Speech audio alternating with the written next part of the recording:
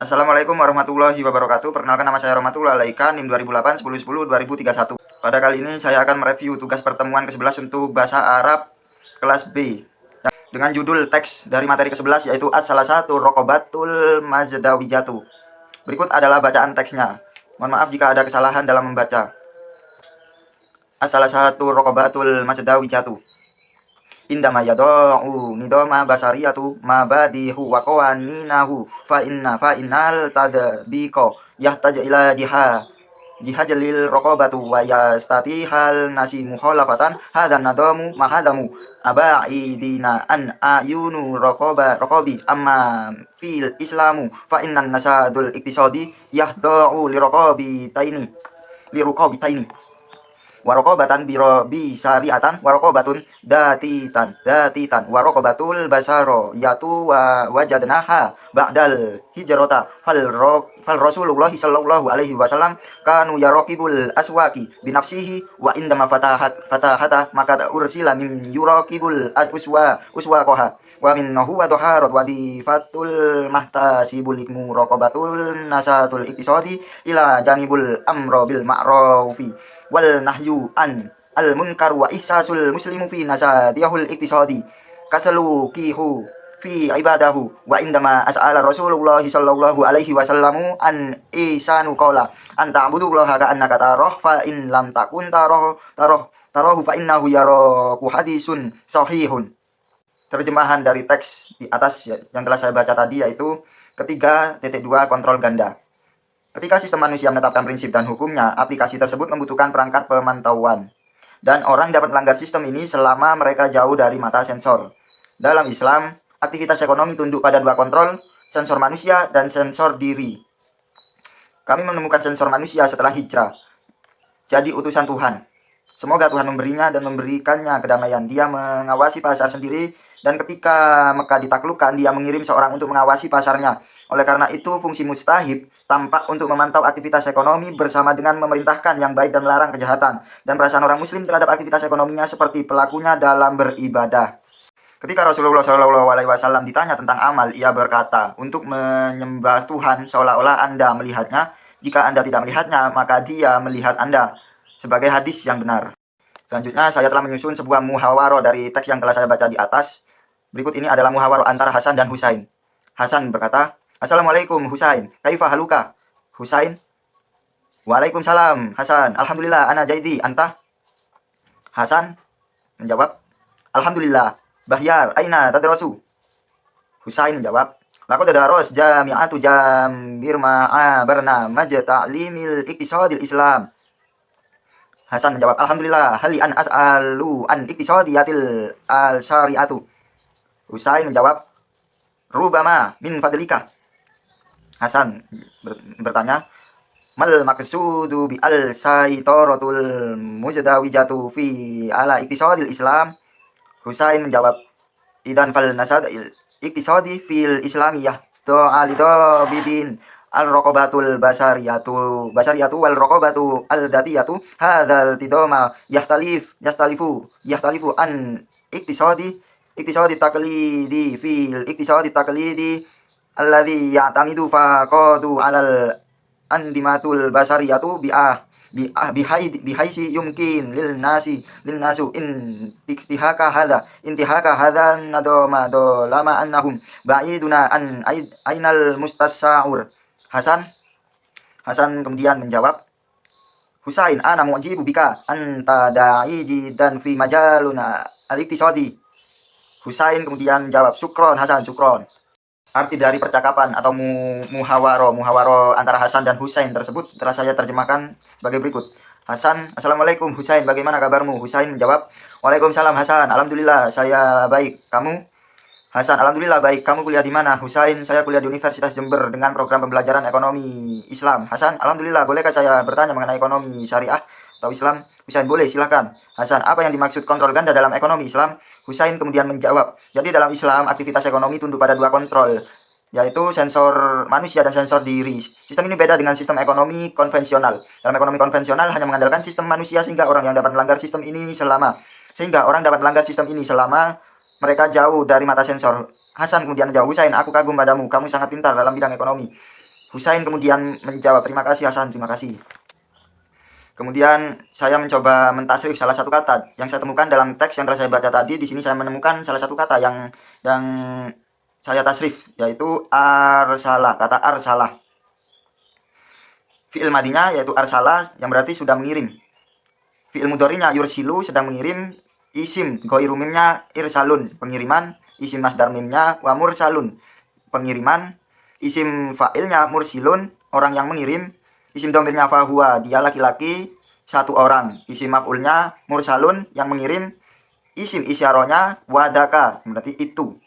Fi'il amrnya arsilu, kirimkanlah. Fi'il nahinya la tursilu, jangan mengirim. Isim zamannya mursalun, waktu mengirim. Isim makanya mursalun, tempat mengirim. Bentuk tasrif lugawi fi'il madi dari kata arsala yaitu sebagai berikut ini. Jika subjeknya huwa, maka tambahan di belakangnya tidak ada, maka menjadi arsala. Subjek huma, tambahan di belakangnya tambahan alif, maka menjadi arsala. Subjek hum, tambahan di belakangnya tambahan wawu alif, maka menjadi arsalau. Kemudian subjek hiya, tambahan di belakang tak berharokat sukun, maka menjadi arsalat. Subjek huma, tambahan di belakang tak berharokat fathah, tak alif berharokat fathah, maka menjadi arsalata. Subjek hunna, di belakangnya nun berharokat fathah, maka menjadi arsalna.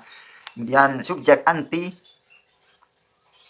subjek anta, maka tambahan di belakangnya itu tambahan tak berharokat fathah, menjadi arsalta. Kemudian subjek antuma, tambahan di belakangnya tuma, berarti menjadi arsaltuma. Kemudian antum, subjek antum, ini tambahan di belakangnya tambahan tum, maka menjadi arsaltum. Kemudian anti, tambahan di belakangnya tambahan tak berharokat kasro, maka menjadi arsalti. Kemudian antuma, subjek antuma itu tambahan di belakangnya tuma, maka menjadi arsaltuma. Kemudian subjeknya antunna itu tambahan di belakangnya menjadi tunna, maka menjadi arsaltunna. Kemudian subjek ana, tambahan di belakangnya itu tak berharokat dhammah, maka menjadi arsaltu. Kemudian subjek nahnu, tambahan di belakangnya nun alif berharokat fathah, maka arsalna. Untuk bentuk tasrif lugawi fi'il mudhari'nya sebagai berikut. Jika subjeknya itu huwa, maka depannya ditambah yu, di belakangnya tidak ada tambahan, berarti menjadi yursalu. Jika subjeknya huma, di depan ditambah yu, di belakang ditambah alif nun dengan nun berharokat kasro, maka menjadi yursaluni. Kemudian subjek hum, di depan ditambah yu, di belakang ditambahkan waw sukun dan nun berharokat fathah, menjadi yursaluna. Subjek hiya, di depan ditambahkan tu, di belakang tidak ada tambahan, berarti tursalu. Subjek huma, di depan ditambah tu, di belakang ditambah alif nun dengan nun berharokat kasro, menjadi tursaluni. Kemudian subjek hunna, di depan ditambah yu, di belakang ditambah sukun terus nun berharokat fathah, menjadi yursalna. Subjek anta, di depannya ditambah huruf tu, kemudian di belakangnya tidak usah ditambah, menjadi tursalu. Kemudian subjek antuma, di depan ditambah tu, di belakang ditambah alif nun dengan nun berharokat kasro, menjadi tursaluni. Kemudian subjek antum, di depan ditambah tu, di belakang ditambah waw nun dengan waw berharokat sukun, nun berharokat fathah, menjadi tursaluna. Kemudian subjek anti, di depan ditambah tu, di belakang ditambah ya sukun dan nun berharokat fathah, menjadi tursaluina. Kemudian subjek antuma, di depan ditambah tu, di belakang ditambah alif nun dengan nun berharokat sukun, maka menjadi tursaluni.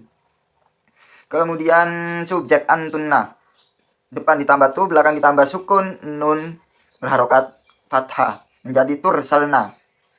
Kemudian subjek ana, di depan ditambahkan alif, sedangkan di belakang tidak ada tambahan, maka menjadi ursalu. Yang terakhir yaitu subjek nahnu, di belakang ditambah nun, di depan ditambah nun, di belakang tidak ada tambahan, menjadi nursalu. Kemudian beberapa i'rab yang telah saya temukan dalam teks yang telah saya baca tadi. Beberapa i'rab tersebut terdiri dari rofa, nasab, jar, dan jazm. Berikut ini adalah beberapa i'rab yang telah saya temukan dalam i'rab rofa, yaitu as-salasatu, ar-raqabatu, al-muzdawijatu, yadau basariyatu ihsanu wa qawaninatu lil raqabatu muhallafatun annatamu ayunu islamu annasatu yahda'u wa raqabatu albasarayatu fal rasulu sallallahu yarqabu yuraqibu wadifatu al mahtasibu wan nahyu al munkaru wa ihsasu al muslimu ibadatu hadisun sahihun. Kemudian i'rab nasab yang telah saya temukan dalam teks tersebut terdiri dari inda nisoma fa inna ila wa yastati'a hadza ba'idina wa raqabatan bisariyatan wajduna ma ba'da al hijrata aswaqaha mabaduha ursila. Kemudian i'rab jarnya yang beberapa yang telah saya temukan dalam teks tersebut yaitu an-nasi ar-raqabi al-iqtisadi li raqabataini bin nafsihi alaihi aswaqi bil ma'rufi.